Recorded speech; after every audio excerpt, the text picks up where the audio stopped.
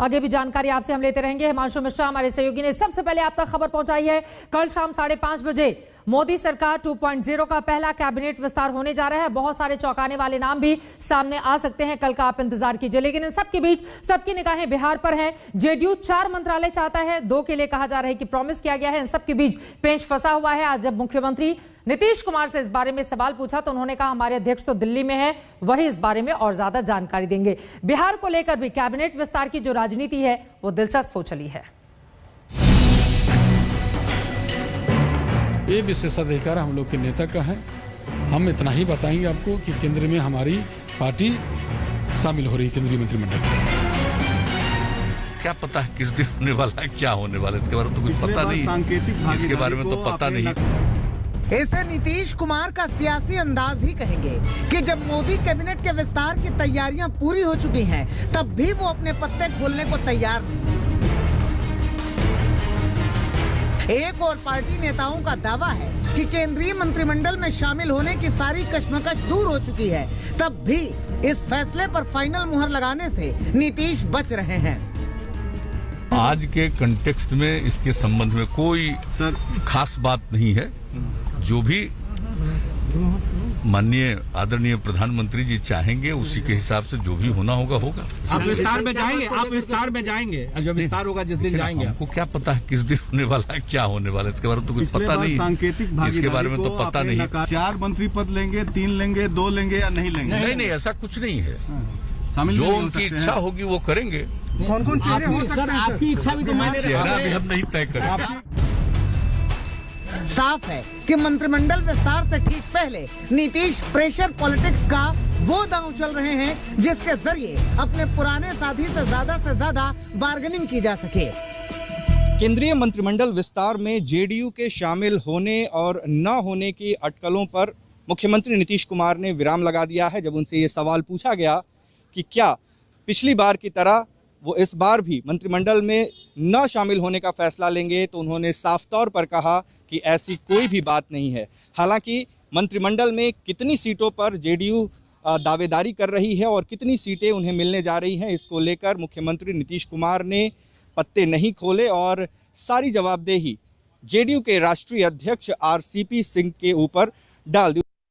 दरअसल नीतीश के इस अनजान वाले अंदाज के पीछे वजह केंद्रीय मंत्रिमंडल में हिस्सेदारी की संख्या है।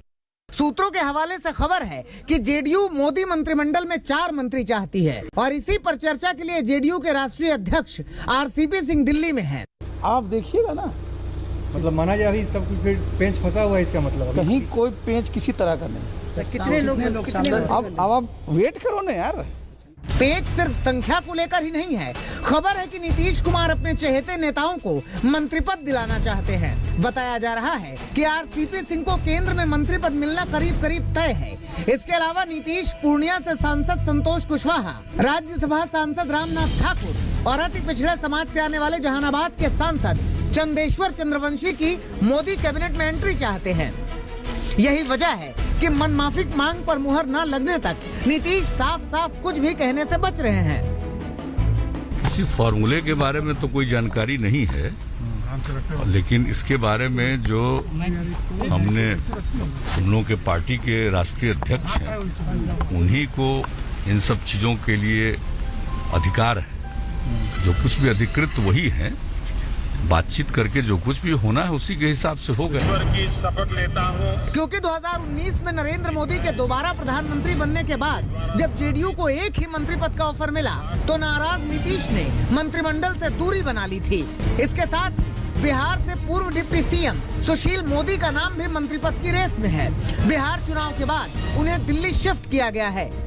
मंत्रिमंडल विस्तार के जरिए बिहार को साधने की कवायद में पशुपति पारस के हाथ भी मंत्री पद की लॉटरी लग सकती है। हालांकि पशुपति पारस को मंत्री बनाने की अटकलों के बीच चिराग पासवान ने उनके खिलाफ मोर्चा खोलने का ऐलान कर दिया। भाई मंत्री बनने के लिए आप हमारे नेता के विचारों को कुचल देंगे। मंत्री बनने की लालसा में उम्र भर जो हमारे नेता ने 50 साल सक्रिय राजनीति में बेदाग जो उन्होंने संघर्ष किया, आप उसको कुचल देंगे। आप उनके अरमानों को आप चिंगारी लगाकर आप मंत्री बनना चाहेंगे। उनकी बनाई हुई पार्टी को धोखा देकर आप मंत्री बनना चाहेंगे। बिहार की राजनीति में उथल पुथल मची हुई है। नीतीश सरकार के खिलाफ ही मंत्री विधायक आवाज उठा रहे हैं। ऐसे में नीतीश मंत्रिमंडल के बहाने सत्ता का संतुलन साधने की कोशिश में है। देखना होगा कि बीजेपी उनकी मांगों को कितना मानती है। पटना से रोहित कुमार सिंह के साथ आज तक ब्यूरो। पटना से सुजीत झा मेरे सहयोगी लगातार जुड़े हुए हैं। सुजीत, सीधा से सवाल है, ये जो 4 की चिंता जेडीयू की बनी हुई है, क्योंकि लंबे अरसे के बाद केंद्रीय कैबिनेट में उनको जगह मिलनी है, ऐसे में ये बताइए चिंता दूर की गई या पसोपेश की स्थिति अभी भी बनी हुई है? वो 4 मांग रहे हैं, यहां से सिर्फ 2 देने की बात कही जा रही है, बीच का कोई रास्ता निकला या फिर नहीं? सुजीत, देखिए चित्रा, इसमें रास्ता निकालने वाली कोई बात नहीं। जैसे आप मुख्यमंत्री नीतीश कुमार ने जो बयान दिया है उस पर गौर करें तो उनका कहना है कोई फॉर्मूला नहीं, कोई संख्या नहीं, जबकि जो मोदी सरकार का दूसरा शपथ ग्रहण हुआ था उसमें एक मंत्री पद मिल रहा था जेडीयू को, तो नीतीश कुमार ने साफ उससे इनकार कर दिया था कि सांकेतिक मंत्री बनने का कोई मतलब नहीं है। लेकिन आज उनके सुर बदले हुए हैं और वो ये मान कर चल रहे हैं कि ये प्रधानमंत्री का विशेषाधिकार है कि वो कितनी संख्या में मंत्रियों को शामिल करते हैं। लेकिन एक बात इसमें यह है, अगर 4 मंत्री शामिल होते हैं तो मंत्री के कौन कौन मंत्री होंगे ये अलग तय होगा। 2 मंत्री अगर शामिल होते हैं तो कौन कौन मंत्री होंगे ये अलग तय होगा, क्योंकि जेडीयू का जो कोर वोट बैंक है वो अति पिछड़ा और महादलित का है।